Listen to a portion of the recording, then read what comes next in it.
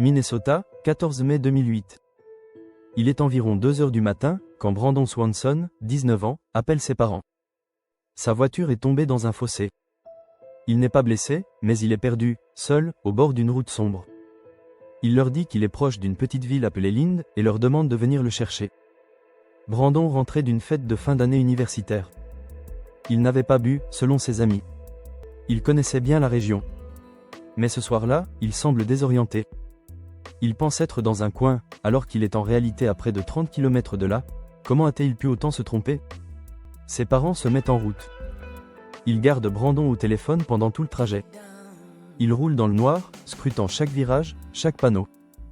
Mais il ne voit ni Brandon, ni sa voiture. Lui continue à marcher, en leur décrivant ce qu'il voit.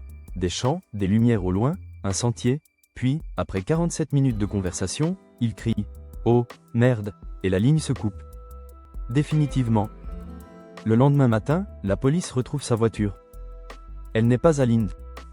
Elle est à Taunton, une ville bien plus au nord. Pas de sang. Pas de signe de lutte. La voiture est en bon état. Autour, juste des champs, des routes de terre, et un silence pesant.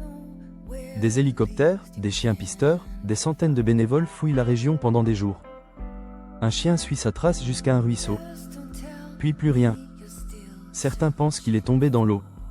Mais aucune trace de son corps. Aucune empreinte, aucun objet personnel.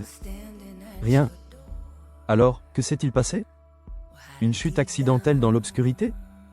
Une mauvaise rencontre? Une crise mentale soudaine? Certains pensent qu'il a peut-être été attaqué par un animal. D'autres évoquent un enlèvement. Depuis cette nuit-là, Brandon n'a jamais été revu. Ses parents, dévastés, se battent pour que les disparitions soient prises au sérieux dès la première heure.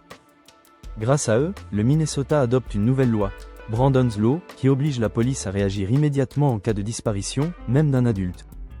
Mais malgré tout, le mystère reste entier. Que s'est-il vraiment passé cette nuit-là? Pourquoi a-t-il crié ces derniers mots? Où est passé Brandon Swanson? Peut-être qu'on ne le saura jamais.